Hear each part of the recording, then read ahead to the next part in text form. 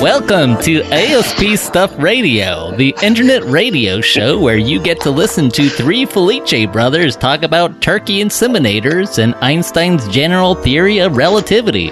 Oh, and cats. So, when did your balls drop?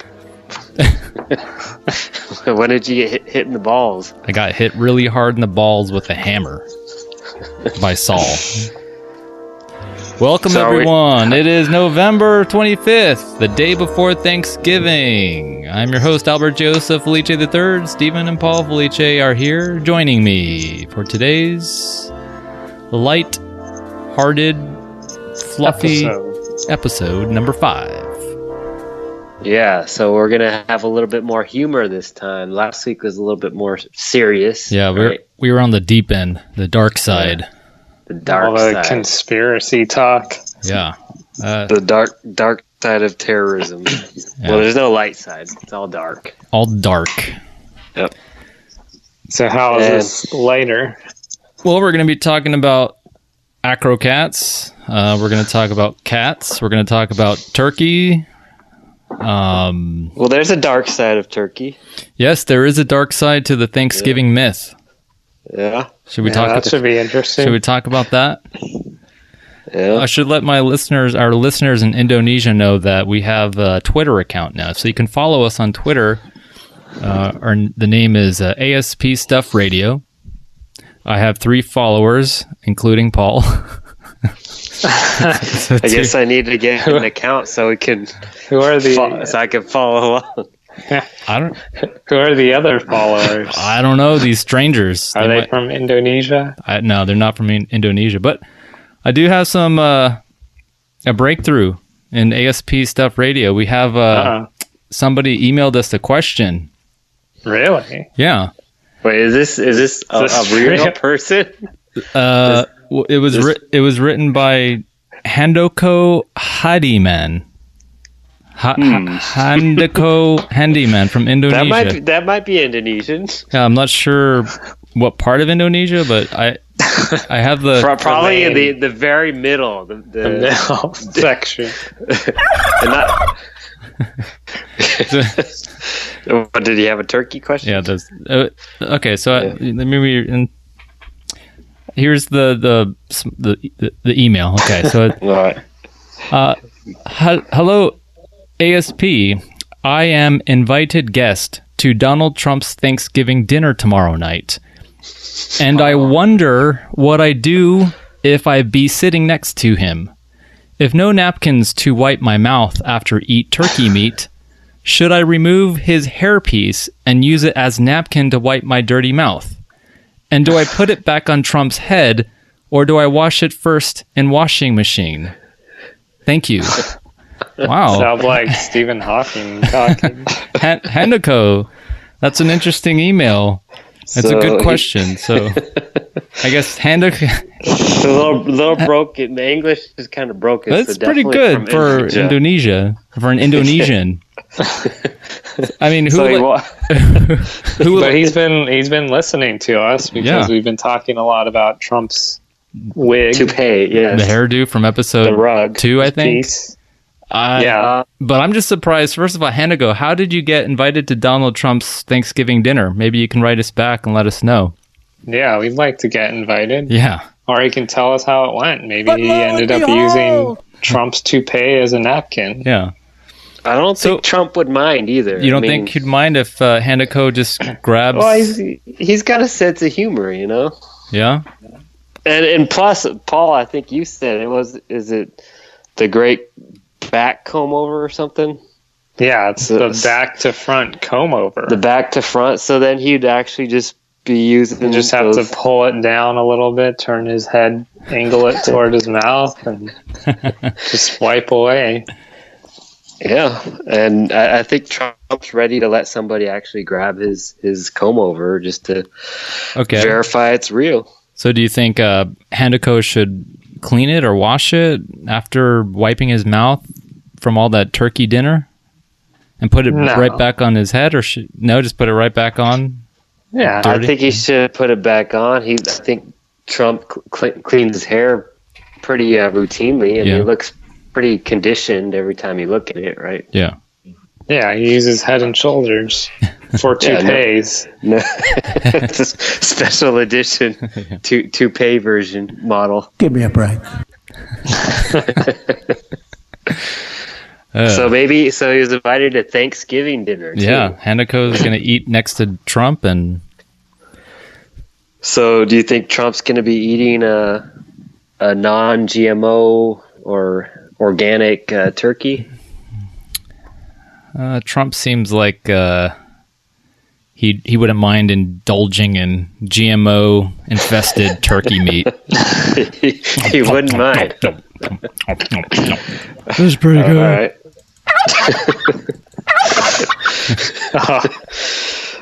All right. Well, we'll take us into these topics. I guess Heineko is segueing us into Thanksgiving here. Yeah, Thanksgiving.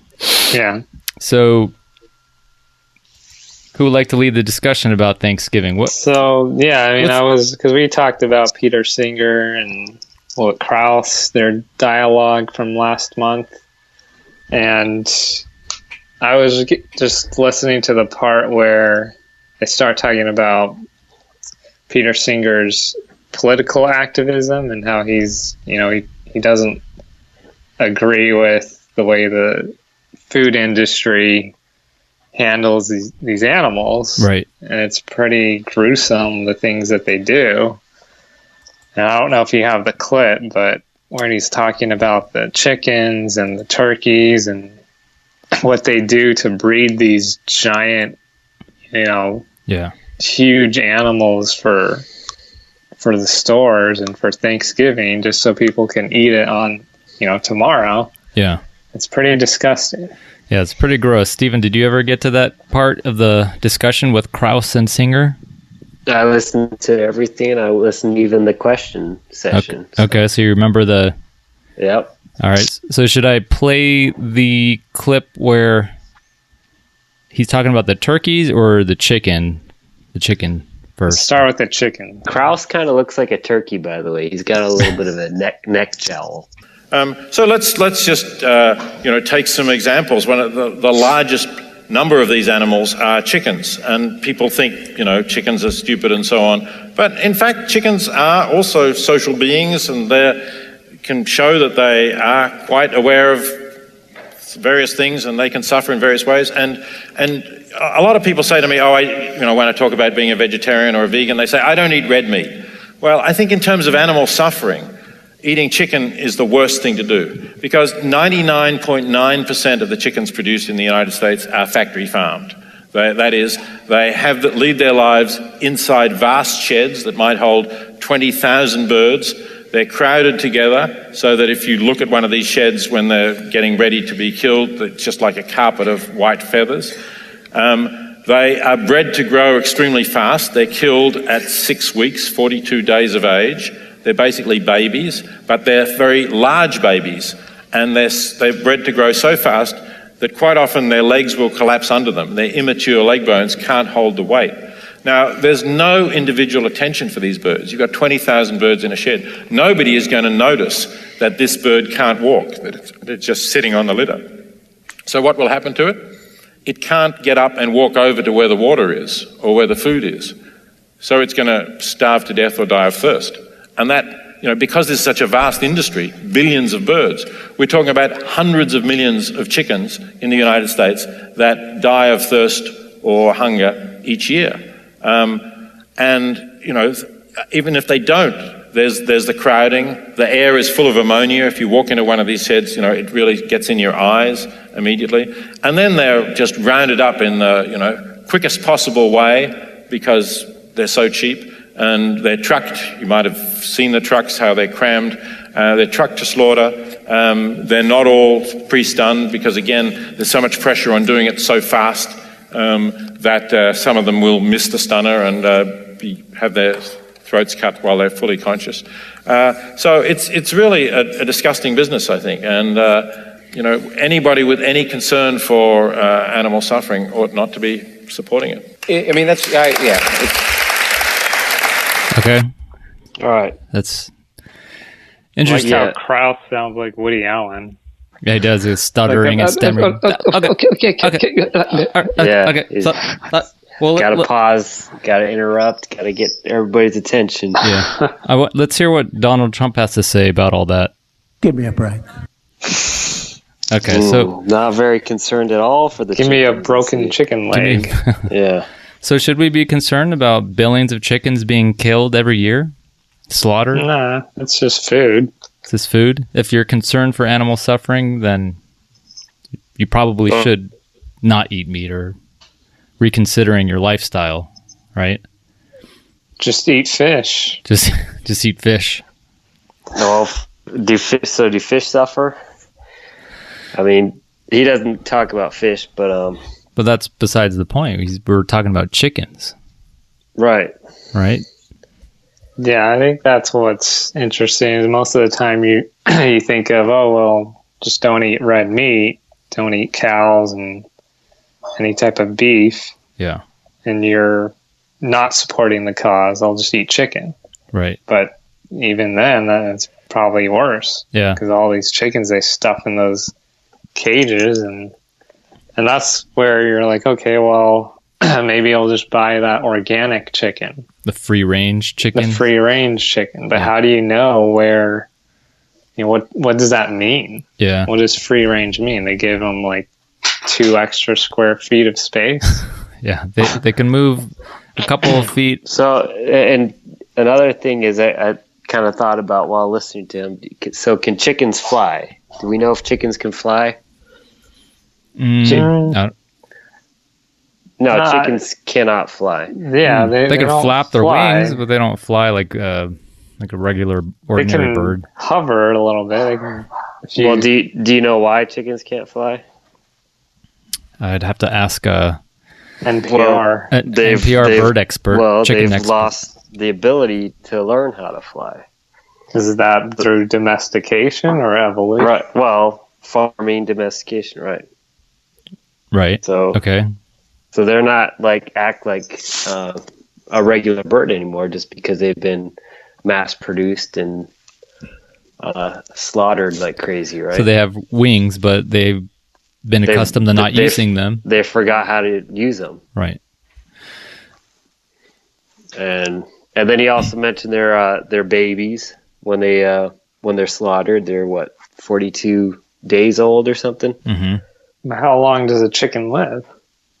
Who knows? I mean, before they're slaughtered. Do you think anybody really even knows? Total. What's their lifespan? Maybe that's a full life for a chicken. Mm-hmm. 42 days. That's it.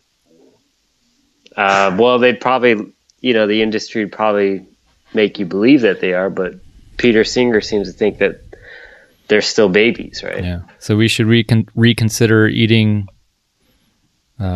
chicken or white meat or non-white meat. The meat. average life expectancy of a chicken is anywhere from 6 to 12 years. Dang.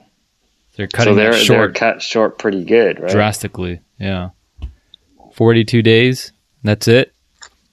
Mm-hmm. Well, I think our listeners should reflect and think about animal suffering. And if you really care about, like most Americans, they give a damn about their dogs and their cats, Oh, poor dog is suffering from being abused and beat while they're munching on some chicken meat. Yeah. But they've been my lied poor to, dog. Right? This is a good they've chicken. been lied to by the industry, right? Well, it's literally ignorance, right? Just Americans do not have knowledge about the torture and slaughter that these chickens have to go through every year, every day. Well, it's a vicious cycle, right? So that's why ASP Stuff Radio is here to educate and inform the public. We'll still eat chicken, but I mean the name. They'll eat chicken, knowing that poor chicken. Yeah. Poor chicken. But this tastes really good. So tomorrow's Thanksgiving, right? And we're all gonna sit down. Or you're probably going to have a tofurkey. I'm actually going to have a plate of, or I'm going to make a lasagna dish, a vegetarian lasagna dish. There you go. Vegetable lasagna. It's going to be the turkey substitute. Vegetable lasagna from Seinfeld. But that's because of what Peter Singer was talking about a little bit later on, and how the turkeys are tortured. And not just the turkeys, but the people who handle the turkeys. Yeah, so you're going to be in for a turkey treat when you hear this. You guys ready? On Thanksgiving Eve. On Thanksgiving Eve. All right, let's play this. I don't really think that was discussed enough, so let's go a little more. Because we talked about an example this afternoon that was really about a related bird, since it's coming up for Thanksgiving, which you're all going to enjoy.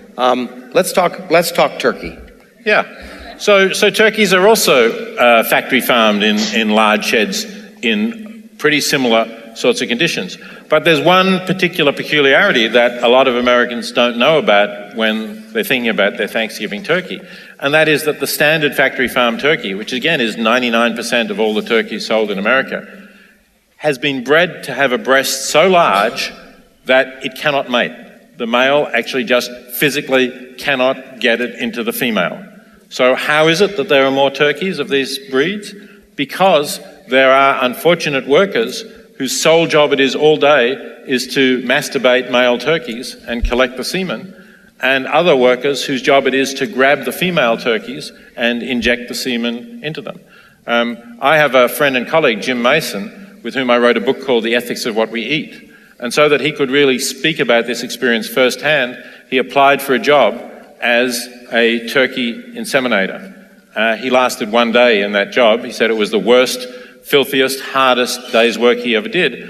And he was at the bottom of the pecking order. Everybody was taking it out on him for not working fast enough, which meant he had to grab the turkeys faster, be rough to them. These turkeys, especially the females, know what's going to happen and they don't like it, so they're struggling. He's grabbing them, trying to inseminate them, and if he doesn't do it fast enough, he gets kicked and abused by the people above him. So, of course, not Jim, but most of the workers at the bottom of that pecking order will take it out on the birds as well. Think about that before you order your Thanksgiving turkey. Again, do you really want to participate in this practice, which is created just so that Americans can eat more turkey breast meat? Yeah, I mean, you're very strong. I mean, the point is, you say this is undeniably immoral, and the moral obligation. Because we're going against the greatest interest of these animals in not suffering and having a reasonable life, just so that we can have a somewhat cheaper product. All right, so Stephen, do you want to participate in this interesting practice? No, I don't think anybody does after hearing that. I think I'm going straight to Foster Farms tomorrow, and I'm submitting an application. You want to apply as a position for the job? Well, let's be clear. Because you can search monster.com, look up turkey inseminator. You're hired. Well, how much do they pay? Did you sure not? It's not in high demand. Let's make sure our audience. Wait, what, Stephen? I'm sure there's many openings for a turkey inseminator. I think there's not enough. I think one guy has to do a bunch of different farms. Okay, let's make sure our audience members are clear what exactly a turkey inseminator is. So it's someone who basically masturbates a turkey's penis, right? Well, and they also that's to put it bluntly. They also impregnate the female. Right. They take the semen turkeys, somehow and then put it inside the female turkey's parts. Yeah. Do you want to be a turkey masturbator when you grow up? There's some people that do. Some people that do. That's the one job, if you ask someone, do you enjoy your job? You hope they say no. Yeah. No, I love my job. I love masturbating turkeys. Give me a break. Lo and behold. I don't think, it's one of the jobs where they're not told what they're going to be doing. Okay. So do you think this is enough to stop people from eating turkey or meat? Do you think that would be an eye-opener? Is that enough? Do you think Singer has provided a convincing argument? It's compelling. Yeah. Well, he's just stating the facts. Right, he's stating facts. He's like, here's a fact, and do what you will with it. But if you don't want to participate, if you don't like that practice, if you think it's absurd and appalling, then you shouldn't eat turkey, right? Because you're indirectly condoning that behavior of not just the turkeys going through that experience, but the people who have to deal with it, right? And I guess people, the workers, turkey inseminators have to get a lot of shit from the people above them, and then they take it out on the other turkeys and treat them. Yeah, it's a turkey bashing. For this to turn around, I think you have to have a lot of people willingly stop their habits or change their habits. This is a culture, right? This is the American culture. American culture of the red interior of the state, especially that. Yeah. And then even the blue exterior participate in a habit of eating turkeys and chickens, right? So Obama, you're talking about a herd mentality culture, right? So why did you have the Nazis in Germany? Why did you have mass killings of Jews, right? Mm-hmm. The reason you had that is because everybody just passed the buck.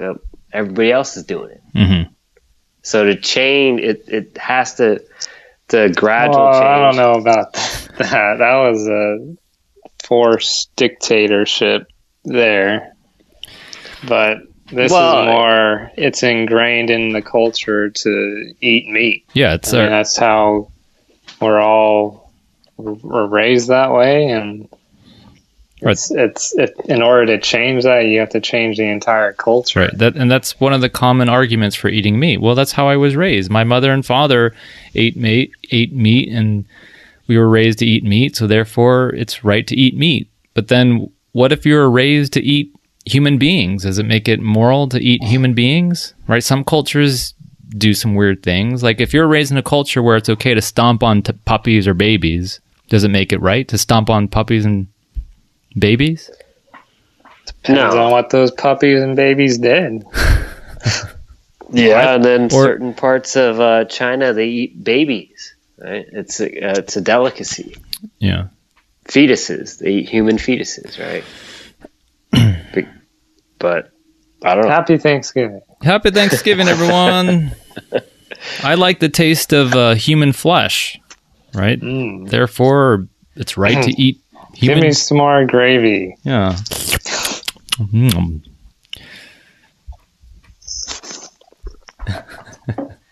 So but Albert has embraced is no longer participating. No, I haven't been eating meat for... When's the last time you had even the tiniest morsel of meat? Shoot. Chicken, fish, cow, turkey. Fish, probably... Well, I guess you could call me a pescatarian, right? Where I would occasionally eat some salmon. Mm-hmm. But meat I haven't touched in a long time.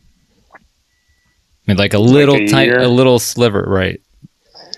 Maybe a year. So you probably have maybe when I go to Tender ounce Greens of meat every year. Yeah. And it's what kind of meat is it? It's chicken. Chicken, probably chicken. Yeah. Just a little bite. But see, Tender Greens, they use, I would think, chickens that are raised well in a healthy environment. Right. It's organic. So if you go that route, at the very least, you're eating a chicken that wasn't tortured. Yeah. So at the very least. So it doesn't. You can take baby steps. Yeah, baby steps. It doesn't have to be so extreme where you just cut meat out of your diet completely. Just. You could say Chinese food steps. Right. Incy steps. So that was a good conversation between Peter Singer and Lawrence Krauss. I couldn't tell if Peter Singer was saying pecking order like as a pun, like he was trying to be funny or something. No, I think it was an accident. I think that was interesting. I mean, he was kind of giving Singer a hard time in some of the during some of the talks, he kept promoting science. Yeah, Krauss. Krauss is a dick. But I mean, he's like Leonard from Big Bang Theory. Kind of looks like him. Yeah. Did you guys see his neck jowl? Yeah, it was kind of bugging me throughout the. He got that turkey. I don't know why he's got a neck jowl. So that's because of science. That's why he's got a neck jowl. That's science. That explains everything. It's all about science. But he said Peter is using science, but he was just stating the facts there. Yeah. I don't know how scientific that is, but that's just stating the facts. Yeah, he's just stating the facts. And yeah. All right. So, anything else you'd like to add? No, I think that's it. It's just it's going to be really almost impossible to eliminate that. Yeah. I don't know what would have to happen to stop those practices. You'd have to. It'd take thousands of years, maybe. Yeah. Eventually, educate the public. I mean, maybe hundreds of years. It could eventually happen. Maybe sooner than you think. I mean, but it would have to be shown to the wider audience, and people would have to begin to buy into it. Yeah. I mean, I don't maybe know what like you can at the grocery store, you'd have to put at the checkout aisles videos or pictures of turkey insemination of Miguel giving a turkey a hand job. That could work. Or you just put a label. This turkey was not masturbated. This is masturbated-free turkey. That's what I want. See, but that's what, like when I go to the store, turkey. I want to know which turkeys weren't. Which turkey? Fondled. This turkey was not fondled. There's gonna be labels. Its parts were not fondled. But see, then Republicans would shun those programs. They'd say it's wasting taxpayers' dollars. Yeah. Miguel, get back to the turkey farm. But aren't they starting to eliminate like plastic bags? They don't have plastic bags at the grocery store. Yeah, that's slowly. Those types of things. It's a sign for a transitional sign of hope, glimmer of hope. Let's talk about the Thanksgiving. How we understand Thanksgiving. What exactly is Thanksgiving? Anyone know their history? What we were taught when we were little kids? The Pilgrims. I think there were 3 ships. Or was it one ship? There's one ship. That was Christopher Columbus. There's one ship called the Mayflower, right? So that came over. Okay. That the Pilgrims came over and colonized the eastern part of. Was it Massachusetts or Plymouth Rock or? Plymouth Rock. Okay. What part of this United States is that? I think it's Massachusetts. So the Pilgrims came to America, right? I guess they were trying to escape religious persecution in England, right? Mm-hmm. And when they, quote unquote, discovered the New World, they encountered the Indian Squanto. And the Pilgrims. We're going through dark stories. The Pilgrims learned to grow corn to survive the harsh winter, and the Indians and Pilgrims became good friends, and they celebrated their friendship. Didn't they hold hands? They held hands, and they had a harvest, and they feasted off turkey, and maybe they masturbated. No, they couldn't because it was a free-range turkey or whatever. Or these are free-range, not factory farmed. Right, and then before they had to masturbate them. Before masturbation was even a concept. Oh, and Happy Thanksgiving, the end. Right, that's the myth that we've been indoctrinated. That's why they escaped England. They couldn't masturbate in England. So they went across the Puritans cannot masturbate their turkeys. They're not allowed, but so that's the myth, right? So we're giving thanks to Squanto. I thought that was his family. You thought that was the truth? I thought that was history. Recorded facts. No, that's So what's the true story? The true story. Albert knows the true story. Let's gather around the turkey and tell the true story, I think. So, kids, you want to know the truth? Let's give thanks to the truth. So, the true story. The white settlers or the Pilgrims. Well, I'm pretty sure they did share a feast at some point. But I think it was the Indian tribe, the Wampanoag tribe. Okay. And the chief was Massasoit. Wasn't Squanto? Well, Squanto was... Well, first of all, Squanto was captured. He was a slave, and he was forced to learn English to help the colonizers learn their ways, I guess. So that was a misconception.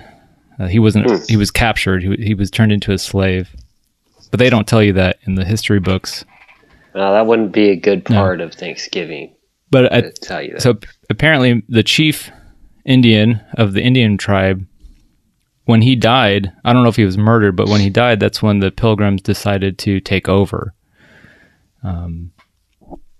And so the tribe was weakened when the chief died. Oh, well, the settlers, they brought about diseases, right? Smallpox. And it pretty much wiped out most of the tribe. And the Pilgrims took advantage of that. They began tormenting, burning the villages, children and women and men while sleeping. They became cruel, greedy, and pretty much wiped them out, smoked them out. Okay, yeah. And then that's... And they now created we have war. America. Yeah.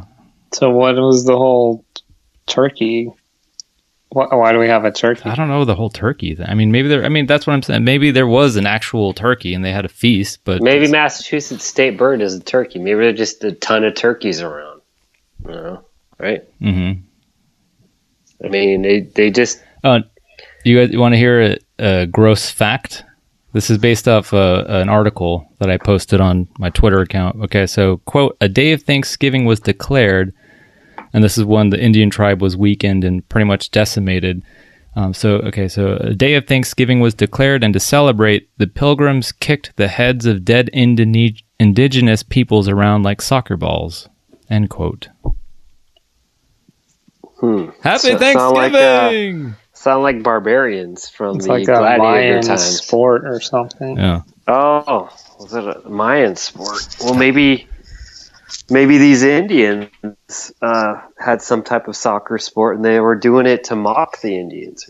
Or, I don't know. It's kind of gruesome. It is gruesome. Not unlike what the barbarians of ISIS do, right? Yeah. Dash. I guess that's the insulting. Dash. That's the insulting expression of ISIS. Ice-cyst. I'd rather call them douche. Douche. Isn't that the French name? Is that what the French call them? Douche. Yeah. So at this point, I'm thinking we shouldn't have turkey for Thanksgiving. And we probably shouldn't even celebrate Thanksgiving at all. No. It's just Actually, you should boycott it because giving thanks to what actually happened it's an insult. It's racist. Yeah, probably the settlers or Pilgrims were racist. So we should all just go to work tomorrow and eat tofu. Well, we can still celebrate, being grateful for family, friends, and our health and stuff, but we should at least also acknowledge that well, you give thanks Native for Americans things you have. Tomorrow night, give thanks for everything you have, and then the very next day, try to buy things that you don't have. Consume. Like Black Friday. Consume. Yeah, because we gave thanks, but now we need more. Need more. So buy. But that's America. Yep. God bless America. Only in America. Mm-hmm. But lo and behold, and he will be our president pretty soon here. Yeah, it's depressing. It's going to be perfect. Pretty soon. I don't know. If Trump is our president, we will have World War III.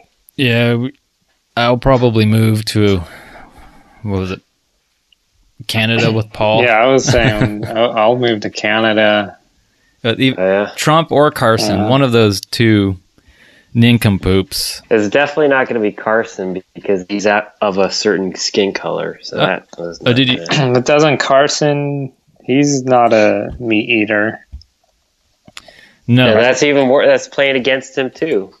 Yeah, but I'm sure he's going to eat turkey with his family. He's going to.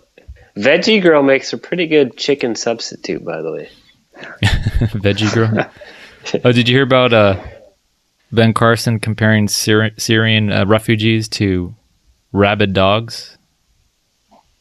I didn't hear that. Do you have a clip? That would be nice. Let's see. I have a clip somewhere. Everybody compares Syrian refugees to something that's insulting. Yeah. Like Mike Huckabee compared them to peanuts. Peanuts? Yeah, something about poisonous peanuts. Like, you don't know, like if you have a bag of peanuts and you don't know which ones are poisonous, why would you give that to your child? Wow. Are you fucking kidding me? Something like peanuts.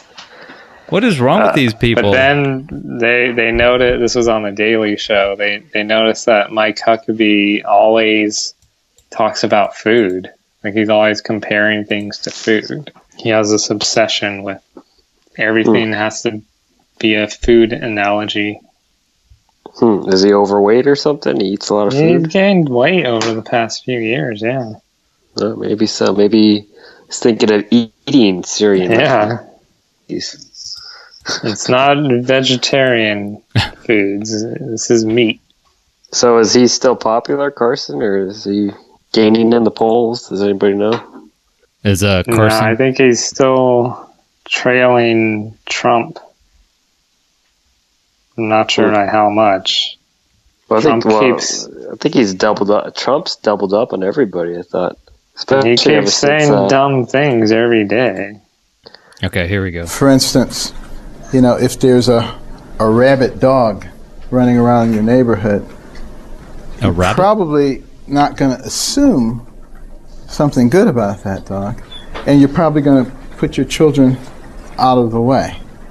Doesn't mean that you hate all dogs by any stretch of the imagination, but you're putting your intellect into motion and you're thinking, how do I protect my children? At the same time, I love dogs, and I'm going to call the Humane Society, and hopefully they can come take this dog away and create a safe environment once again. By the same token, we have to have in place screening mechanisms that allow us to determine who the mad dogs are, quite frankly. Who are the people who want to come in here and hurt us and want to destroy us? Until we know how to do that, just like it would be foolish to put your child out in the neighborhood knowing that was going on, it is foolish for us to accept people if we cannot have the appropriate type of screening. Okay. Yeah, his analogy is real bogus. If that was the case, then we would ban all dogs, right? No, just the rabbit dogs. But the rabbit. No, but see, we wouldn't know which ones are the rabbit dogs. Okay. The ones that are foaming. You just got to look. Ban all the dogs. No, you just look for the Syrians that are foaming out of the mouth. Oh, okay, that makes sense. Oh, it'd be easy to spot. Rabbit, that rabbit Syrian is that are wearing bunny ears. The last time the terrorists weren't even Syrian, were they? One of them was from Belgium.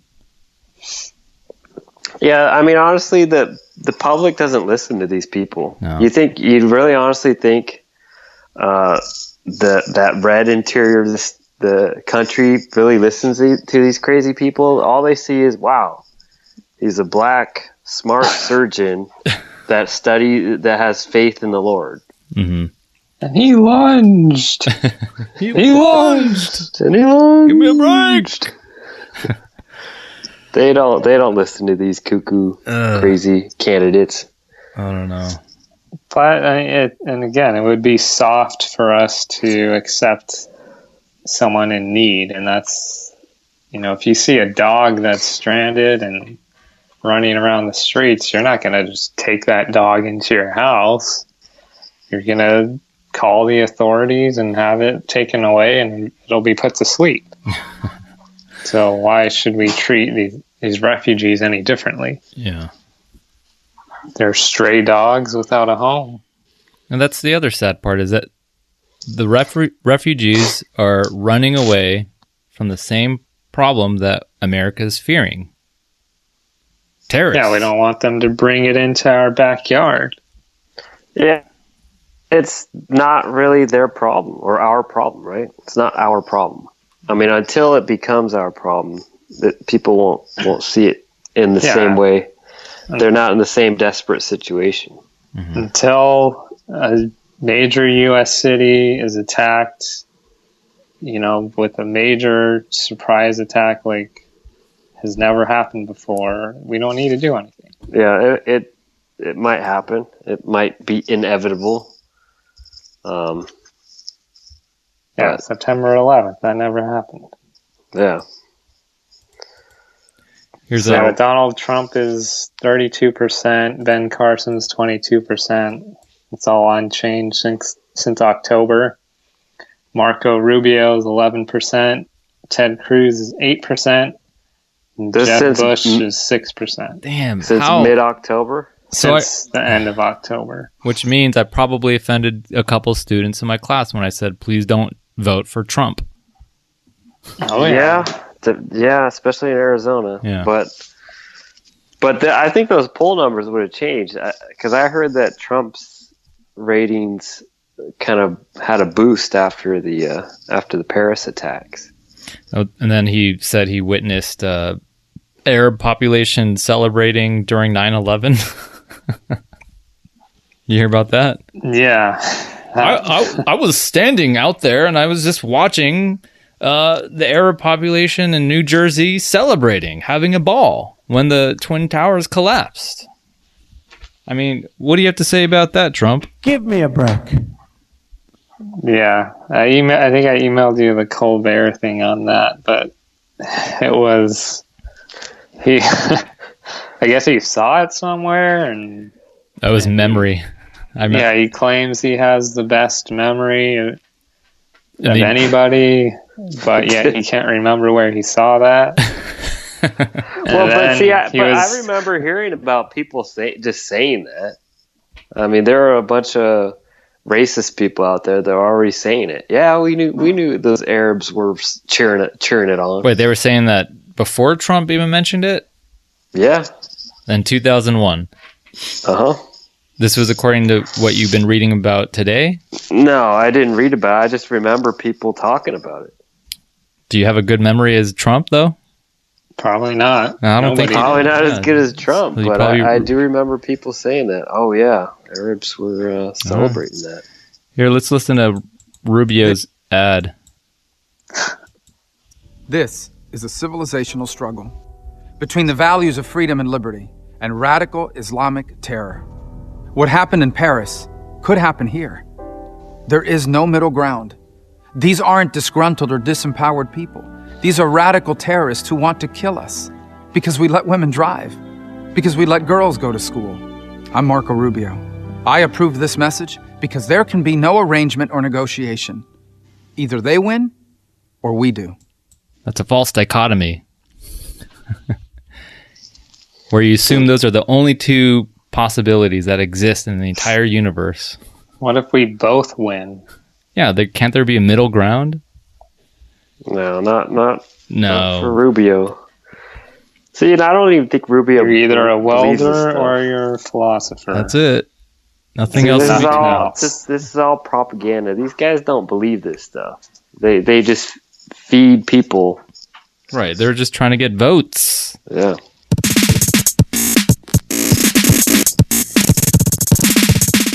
All right, so Stephen's going to talk about the general theory of relativity since it is the 100-year anniversary of Einstein's huge drastic change. How do we go from Rubio to the theory of relativity? Rubio might have a good understanding. I don't think so. Well, if Morgan Freeman can explain it clearly, then perhaps. I mean, I don't know. Well, no, Morgan Freeman's a pretty sharp guy, right? We might think he's the omnipotent being. I don't know. His voice just makes you think that he knows everything. And if you watch through the wormhole, he sounds like he does. Yeah. He's smarter than Neil deGrasse. deGrasse. I think he's also anti-philosophy. Well, he said philosophy is dead or something, Yeah. right? Him, or His I think famous quote. Stephen Hawking said philosophy is dead in one of his recent books, The Grand Design. And then from there, everyone else followed suit. They pretty much declared war against philosophers. So, I don't know. Theory of relativity. What I think about when I think about relativity is, let's say, the Planet movie. I had to pick some space music while Steven narrates a detailed and 5-year-old like description of Einstein's You just need to modify your voice to sound like Stephen Hawking. No, I can't quite do that. I need a computer modulator to help me out. Well, say you are standing stationary on your street and you see a car pass by at 50 miles per hour. What do you observe the car's speed as? 50 miles per hour. Right. Now, say you're driving in your own car alongside that car driving 50 miles per hour at the same speed, and you're driving alongside, you observe that car to be still, right?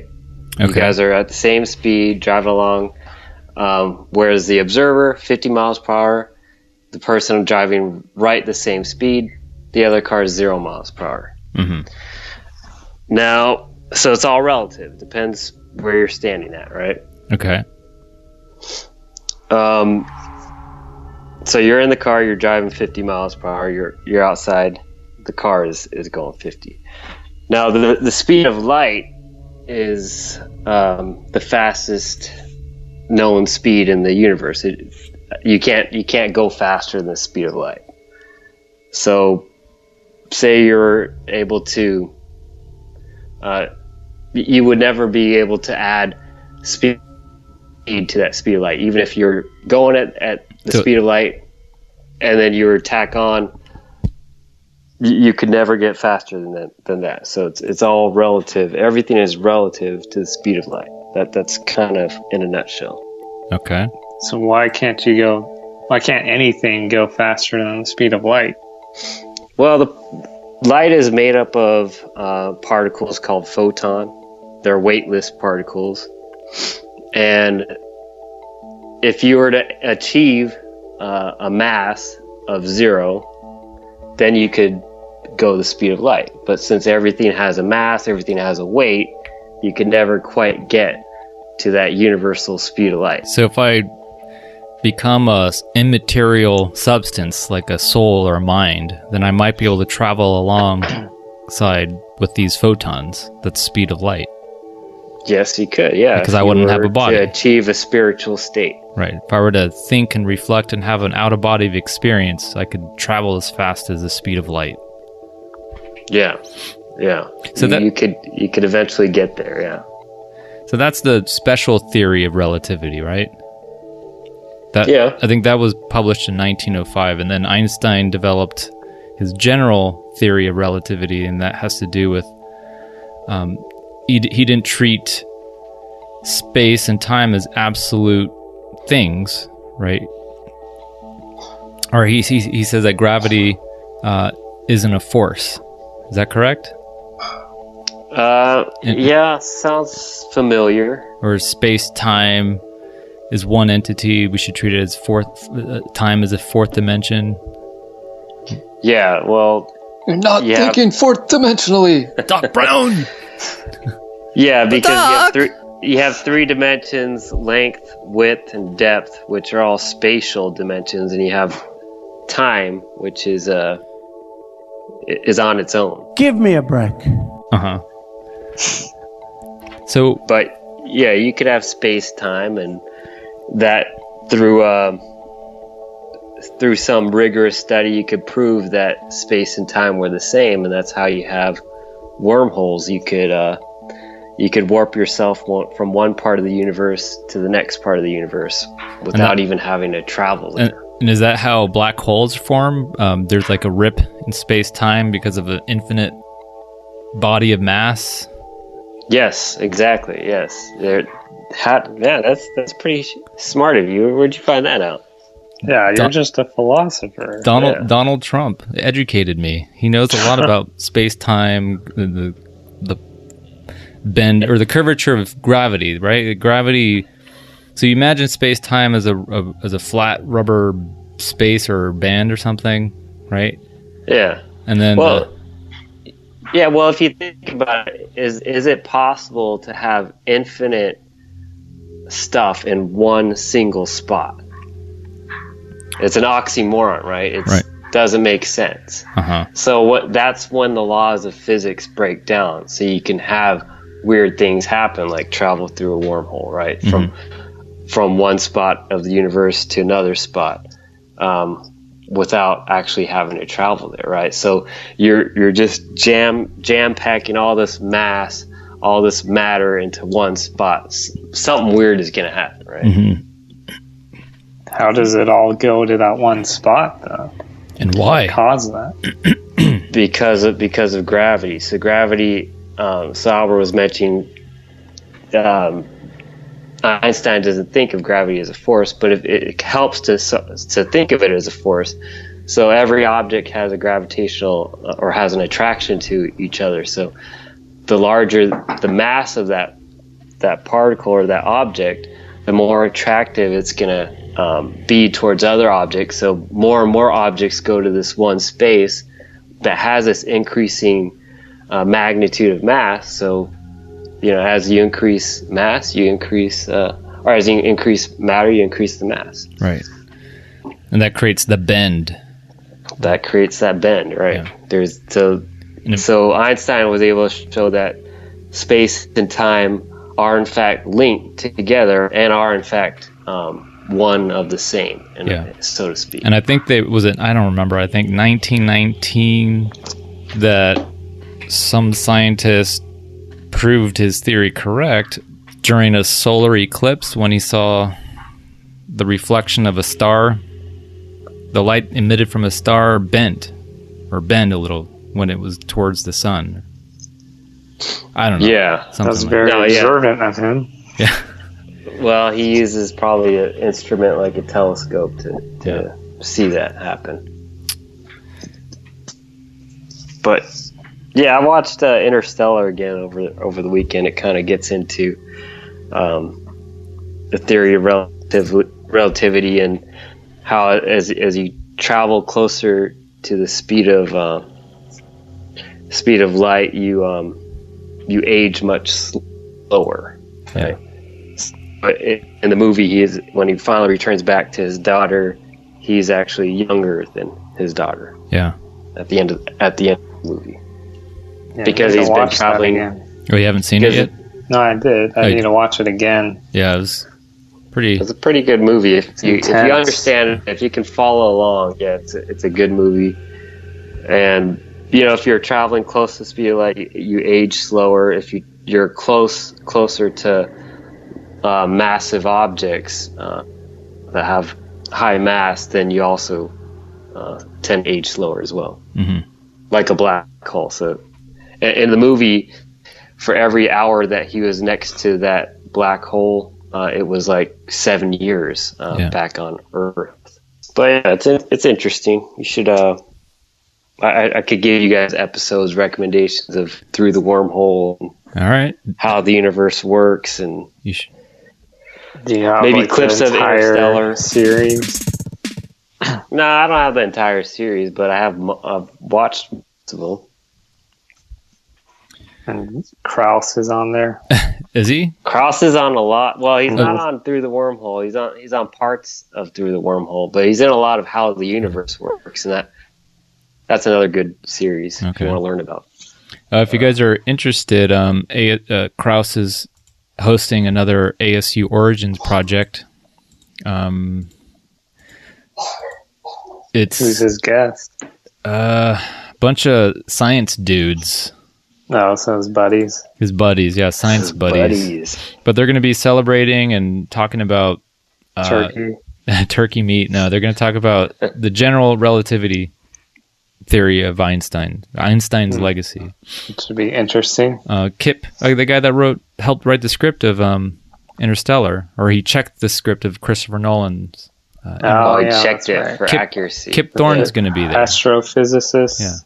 So he'll be there, and I guess there's this guy named Adam Rice, Frank Wilczek, and Diana Cormus. Cormus. Have Matthew McConaughey there? Nah, he won't be there. All right, guys. Stars are aligned. All right. I was also in Contact, guys. Go drive a Lincoln MKC. I got vocal fry. I got really bad vocal fry, guys. You should see Jim Carrey's parody. Yeah. Oh, the snot one? The snot. He's rolling the piece of snot, flicking it out the window. Why do I got this booger in my hands? I keep rolling it in between my fingers. All right. Deep. He's deep.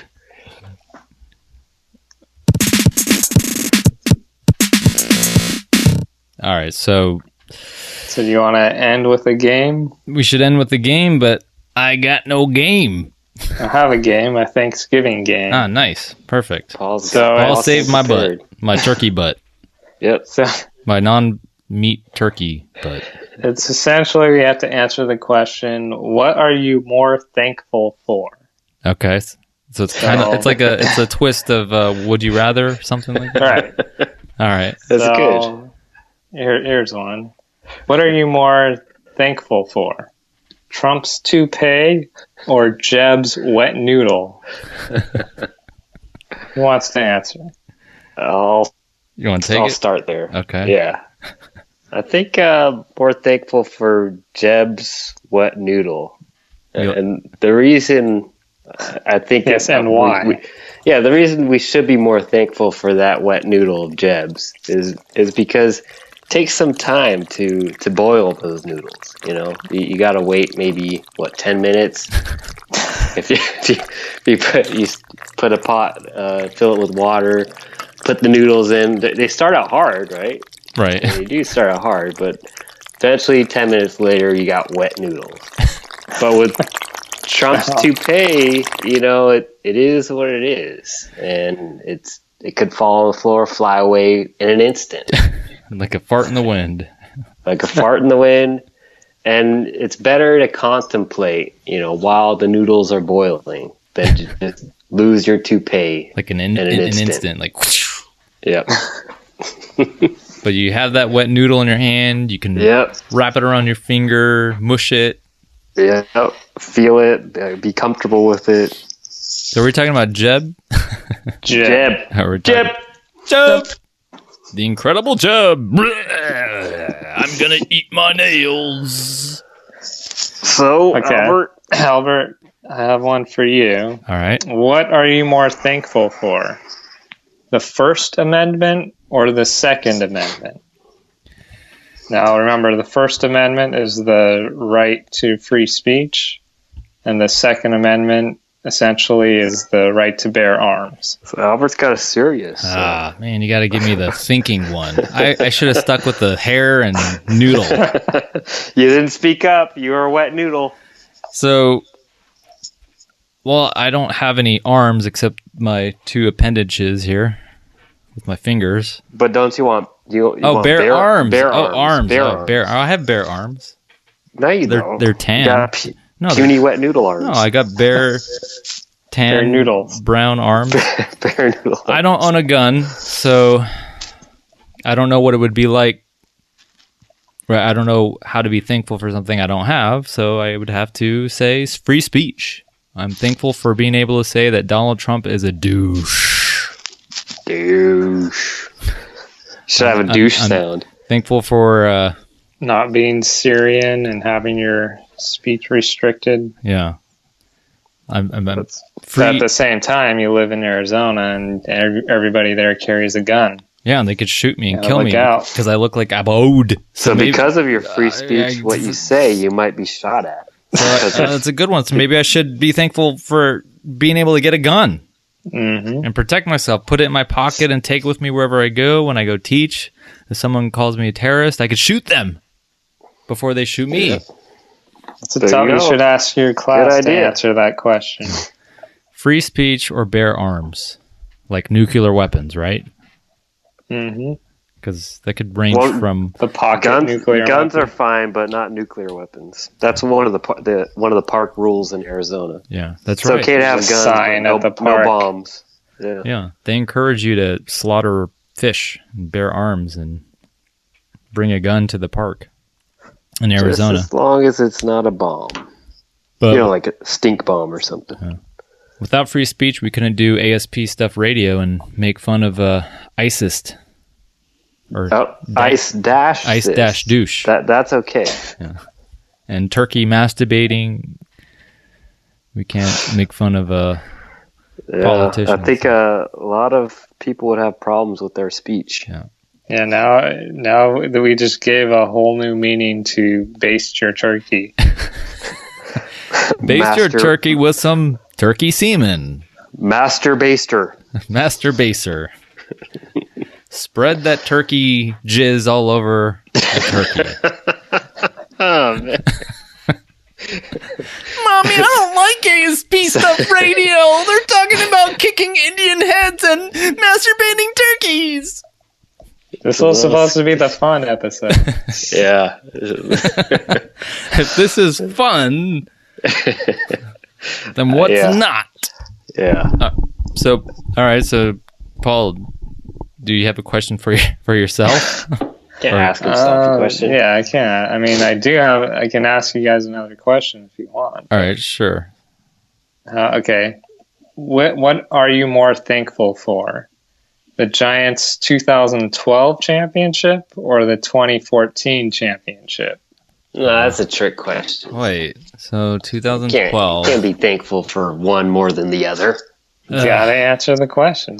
Well, I would like to say the 2014 because that was the year that I followed almost every game. So it was more meaningful for me. And plus we had the opportunity to go see the Giants celebrate in San Francisco, right? That was last year, yeah. Yeah, last year. Although the trip there was a little hectic and crazy, but it was worthwhile in the end.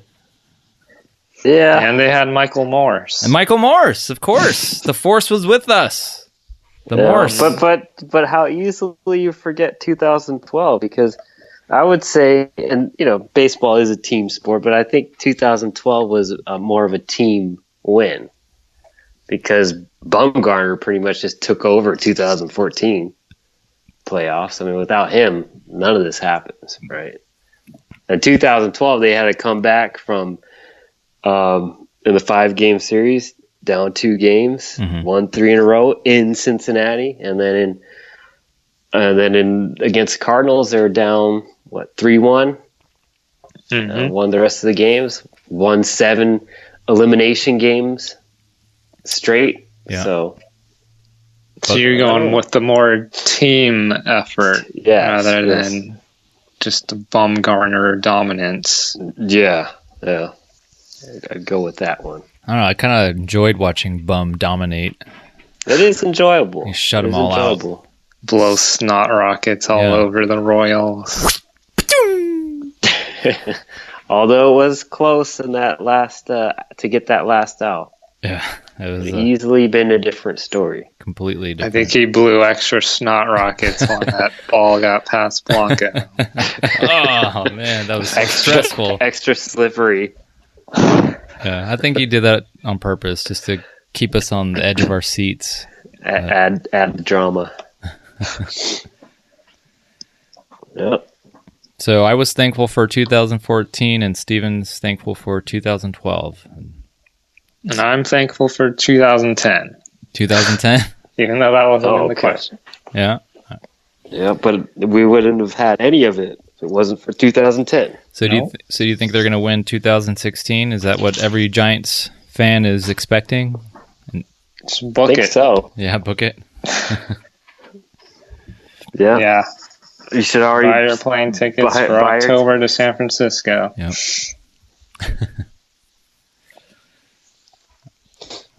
All right. So is that it? Any other questions? Or are we good? We're at 112. We're a little longest past. episode. It is. Well, pushing our audience's attention span. Yeah. Well, we didn't start right at when we started the Skype. That's call, true. So, yeah. So there's a few minutes. Yeah, I can edit some things. Yeah. We have an original song to take us out. I not really. I mean, so I found some cheesy jazz music. It's royalty free. All right. Yeah, it's Let's hear that. by Kevin MacLeod. I don't know, Kevin MacLeod. It's nothing. Renowned New Orleans jazz player. Yep.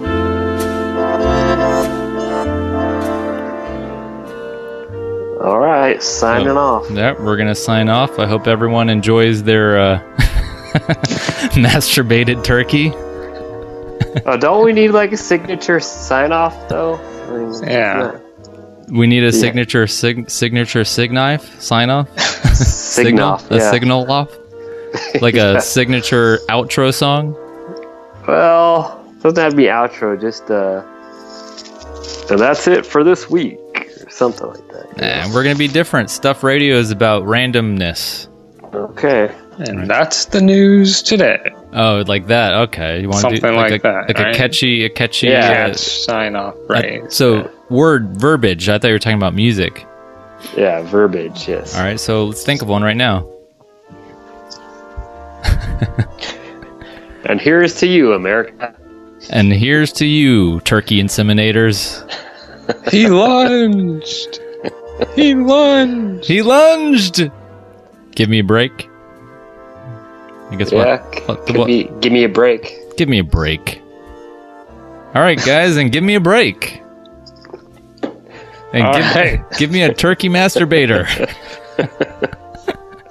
We'll have to think of something, but that's a good idea. All right. Until then, enjoy. Happy Thanksgiving. Happy Thanksgiving, everyone. Don't choke on a Happy Turkey Day. Happy Turkey Day. Gobble, gobble. All right. See you guys next week. Talk to you later. Talk to you later. Bye.